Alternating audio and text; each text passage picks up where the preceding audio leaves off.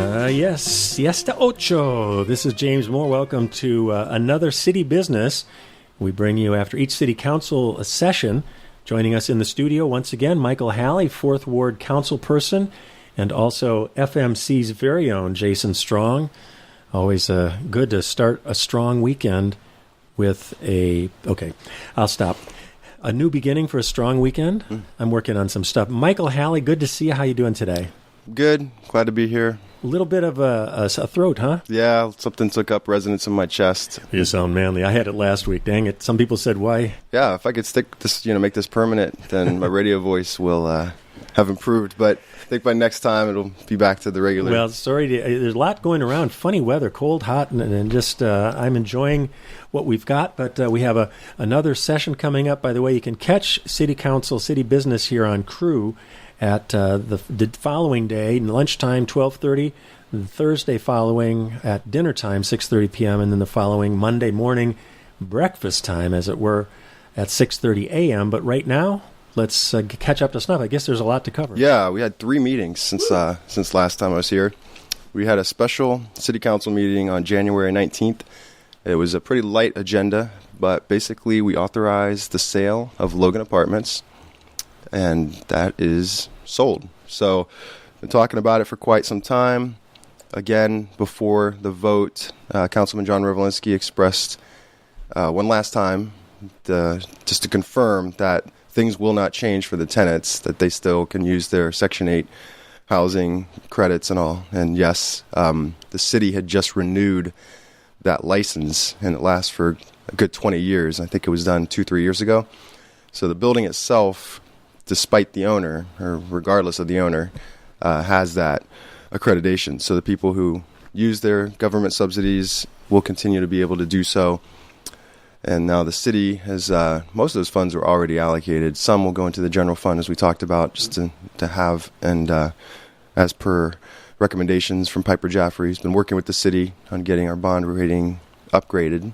So it's an important step, and just like anybody would do, in a personal situation, if your finances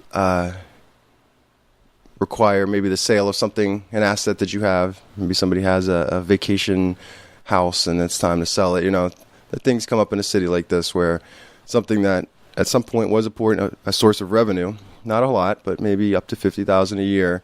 The law changed, and those funds are no longer available to the city. They just sat in an account we couldn't touch, and that built up to about $270,000. So besides the $1.175 million that the building sold for, that $270,000 is also freed up. So that's good news. Also, we didn't realize this quite at first, but the 3 lots that the city owns that are adjacent to that are separate from this sale. So those will also be put on the market at some point.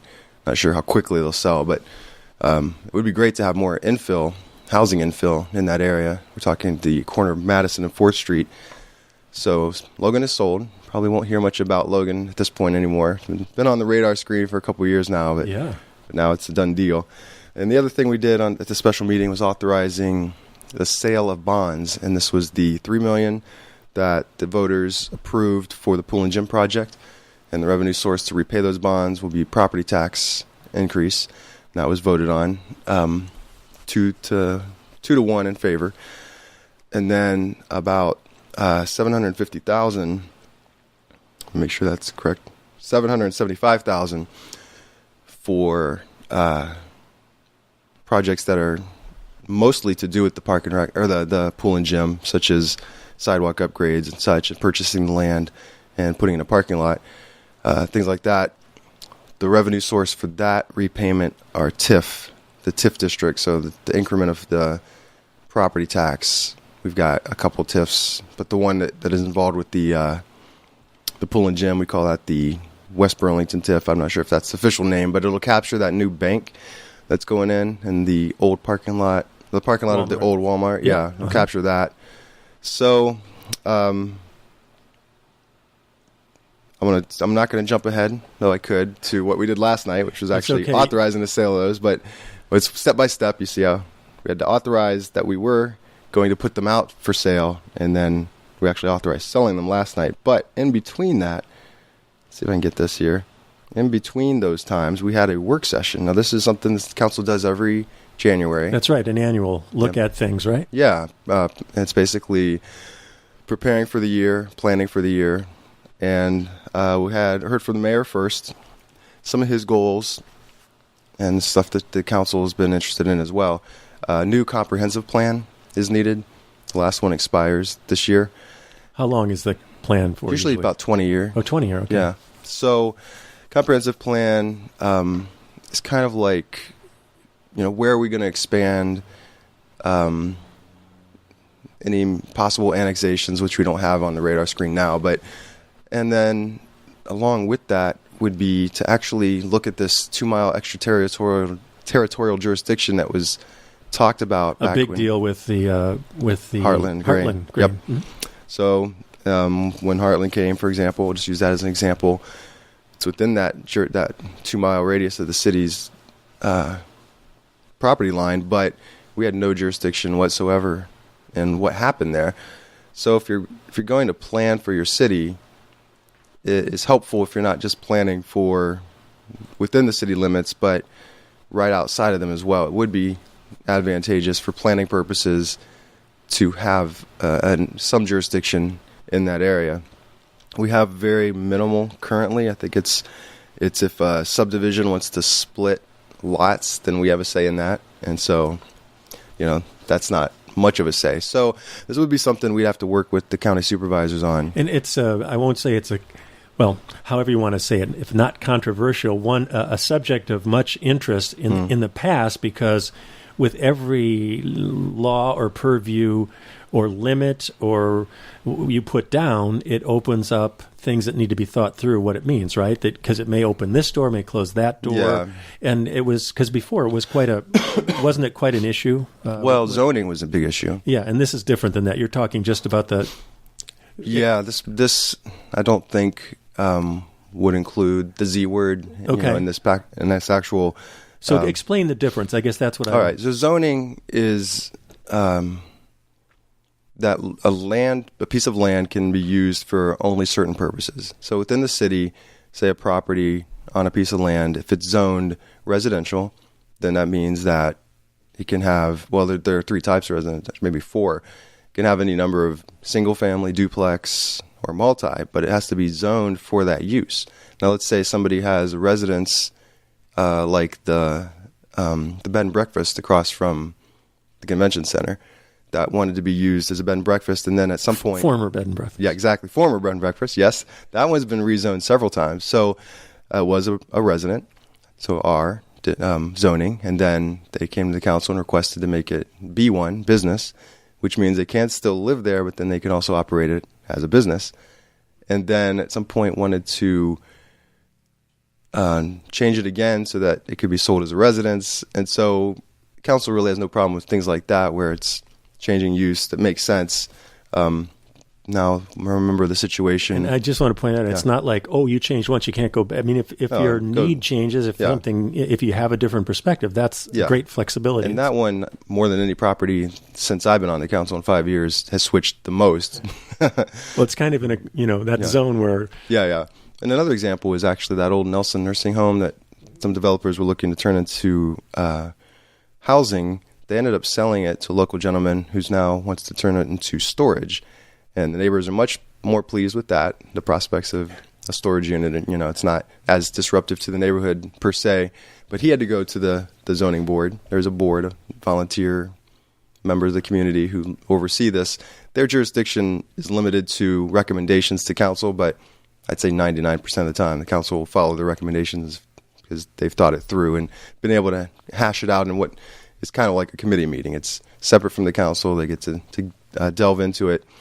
So that's being rezoned, I believe, so that it can fit that use. There was, a kind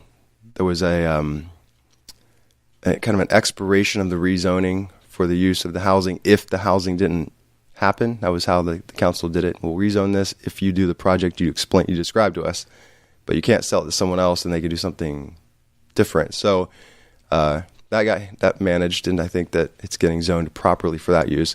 So that's zoning. people in the county generally don't like the idea of, let's say, a property like the Leahy's property where they have their business. Mm-hmm.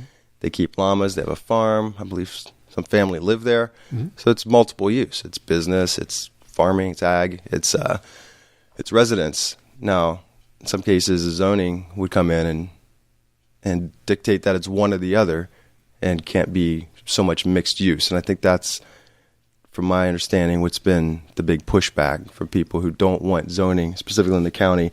They don't want to be limited to what they can do on their own land, which is understandable.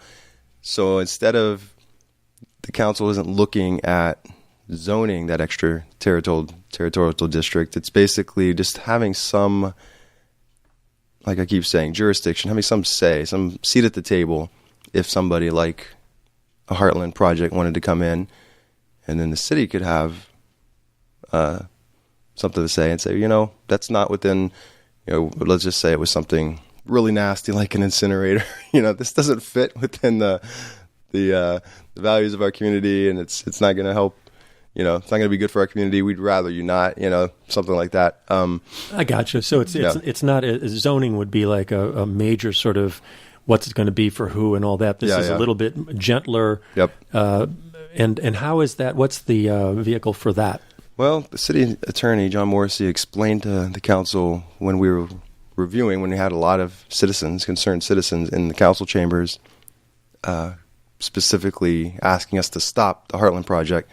He explained in his fashion, very detailed, what the steps were, and it's a months-long process that involves working with the county supervisors, and goes back and forth, and basically, it's nothing quick, but to begin the process means we'll actually get it done at some point. But by talking about it but not doing it, it'll never get done. So I think the intention this year is to begin that process.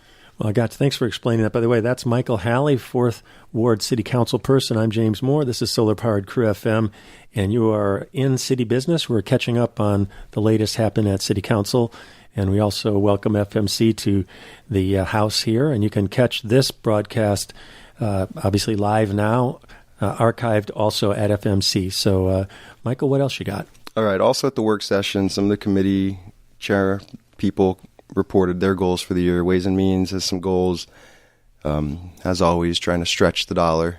I also want to put in some basically fiscal policy in place that would be fiscal? Nice. Yeah, fiscal. FISCAL. Yeah, I'm putting up my Dukes. The radio audience can't see that. Yeah. My chair, or my committee, Environment, Franchise, Utility, we're going to continue to work on the tree situation with the AB. I've got 2 programs in the works on that, thanks to Scott Tim. Yeah. He came in and talked with our Radio Action News team, MSAE, doing their daily show, and talked with him. Good stuff. Yeah, it is good stuff. We're very lucky to have him. Property Committee wants to continue to beautify the city. It's always the situation that you tell somebody whose house is run down to fix it. If they don't have the money, it's not going to help much. So you have to partner with organizations like Habitat for Humanity. Does a program called A Brush with Kindness, where they'll paint, or we did a reshingling and landscaping, and it's just a volunteer. It's usually over a weekend for somebody fixed income, low income type of situation. Let's see. And that's beautification, or is that? Well, that's Property Committee. Property Committee, okay. Because the Beautification Committee, that's a different thing. That's, commission. They've done some of that, but... Yeah, exactly. That's a city commission that, and a bunch of local volunteers who have a little bit of a budget, and each year decide I'll also just throw in here that the Green AmeriCorps that's here for another 8 months have been doing free energy audits for people as well, so that's another thing to take advantage of. So. Yeah. I got one of those little flyers on my door the other day. All right. Also, the Water Utilities Committee said they're working to hire a new superintendent. Carl Chandler stepped down, retired last year, and wanting to have our new city administrator be part of that. He actually, Mike Harmon, our city administrator, who will start February 16th, was in town. All right. And was able to sit in and take notes and listen and be part of this. He was in town since last week to close on a house. So he's bought a house, and he was actually at the council meeting last night. My impression, again, is he's just a very steady guy and doesn't seem to get his feathers ruffled easily. He just, has a very kind of a quiet confidence, kind of a, that can-do attitude. So great. I'm really looking forward to working with him. All right, we talked about the police department has this issue where this wasn't always the case, but over the years, the salary that our Fairfield Police Department pays its employees is the bottom of comparables for other similar Iowa communities. So that's something for Ways and Means to try to remedy. This happens from time to time where one department will kind of rise to the top of say, okay, we're out of alignment with the other communities. We're not retaining employees. So we had a discussion that. We had a discussion with the Parks and Rec about their budget, about trying to find new revenue sources. Just like anything, it's always a challenge. But the brief discussion was that the city residents and county residents pay the same fee to use the city facilities. Now, people who live in a city pay for it through their property taxes. People in the county don't. So the question was, do we, A, charge the county residents more, which has been done in other places, or B, ask the county supervisors to pitch in towards the operating costs of our park and rec as they do for the library. It's the Fairfield Public Library, but it's used by county residents. And of course, we all know everybody's always open to spending more money that they haven't spent before, right? Yeah, so I'm sure they're just got a stash somewhere. But I mean, again, these are the things. Obviously, it's city business is looking what's comparable. Does it work? How can we? That's just trying to make it all work. We had a sustainability report from Scott Tim, just kind of review of everything he's done since he's been in that position. Very impressive. And then we heard from Ideal Energy. They explained the economics of solar arrays using power purchase agreements. And I had some background in it, but it was very good for the council to understand that, because when we voted to add a little bit to the budget for the new gym to make it physically sound enough to support solar panels on the roof, some people were like, well, we don't even know if a solar array would be a good idea. We haven't seen the numbers. I'm not ready to vote on this. And yet, to no one's fault, but somehow it was last minute. We had to vote that night because the designers, the architects had to make a final set of plans to send out to the contractors. So they explained and showed different setups where one is like a nonprofit organization, like a city, would purchase the panels themselves, and the payback period is much longer. But if you do a power purchase agreement where a bank actually buys the system, then there are these tax credits that they can take advantage of that a nonprofit organization like a city can't. And then it lowers the cost of the overall project. They get something back. And then they sell the energy at a little bit of a premium for about a 10-year period. And at the end of that, there's a chance for the city to then buy the array.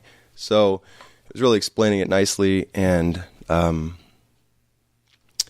these days, the price of solar panels is becoming comparable with grid energy. So they call that grid parity. And it's huge, because it's no longer like, well, I'm going to spend more to have solar panels. So I'm going to save money by having solar panels. And not only that, there are actually more people working in the solar industry nationwide now than the coal industry, for instance. They've finally passed that. Of course, with the oil prices dropping 40, 50, 60%, it's stretching shale predictions and is another, always, and I'm talking to somebody who deals with this stuff every day, but it has been very, as a solar station, it's really fun to see, and this city so committed to the library, and it's nice to see that. That's fantastic. And it's good to understand it. Mm-hmm. So that's great. Yeah, they actually used an example of expanding the library's array. And I'd love to see that happen. I mean, it's a relatively small one, and it's owned by the library. But to expand it, they could enter a power purchase agreement. And there's sometimes a little upfront cost to kind of buy into it. But in one option, no upfront, none put down, no money down. Sorry. I just imagine those tacky commercials. No money down. Get your solar panels now, but yeah, you pay a little bit more. For the low cost of an arm and leg, you can afford anything. There you go. Okay. All right, the last thing we heard from was Adam Plaguey from FIDA, talking about the housing task force, and basically we have 3 projects that are considering using the new TIF policy that the city put in place, where we use the revenue created by the project to help pay for the infrastructure, and we really want to see some of that happening. But I'm going to move on because that was pretty much it for that. Okay, I have to say, Adam Plaguey, great job. Yeah, showing up, concerned, caring. A lot of. I thought he brought a lot with him where he's come from, and we're just great. I can't wait to meet the city administrator. But yeah. Adam Plaguey's been a great addition, I think. Yeah, I like Adam. All right, so then at our last night's council meeting, some of the things I discussed earlier, we'll see how they come to fruition. One was a housing project, and this is kind of exciting. So the old Loudon building, also commonly referred to as the Broadway building, it's where Broadway, there was an old set of tracks by Taco John's. It kind of runs there. Big brick building, used to be in industry, had been renovated at some point into apartments and some other businesses and such in the downstairs, has new owners. And they want to gut the entire inside and put in 40-plus senior apartments, most 2-bedroom, some 1-bedroom. Senior is 55 and above. I'm sorry, I know when I'm 55, somebody calls me a senior, things might get kind of ugly because that just seems too young, but hey. You know what? It's not that bad. I think of it as a senior in high school rather than like a senior citizen. Hey, man. I don't know. The way the economy is going, I think we're all going to be juniors and seniors the rest of our lives anyway. But so 55. Right. And so talking about that space has been kind of sitting there a long time, hasn't it? Yeah, and it's been falling into disrepair for a long time. So all they needed from the city was a letter of support, and this was the best part.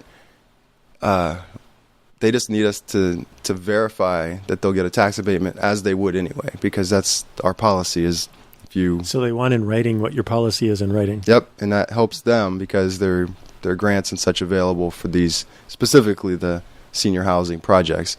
So they showed just a quick kind of overview of what they plan to do, and then pictures of a project this same developers had done in Muscatine. I can't remember. Some other Iowa town, and it was very nice. I mean, very nice. Well, I just want you to know, I did a little news report today in KRUU's News. I believe it said the oldest baby boomers now, only 1/3 of the very oldest, baby boom is a period, but 1/3 of the oldest ones are still working. So, there's going to be more need for housing as we go. Yes, there is. All right, then we sold the bonds that we had approved the sale of earlier. Now, we had to do all these little appointing of this Bankers Trust Company in Des Moines, our paying agent, and approval of a tax-exempt certificate that we are a nonprofit organization, tax-exempt. And then we broke it down thusly.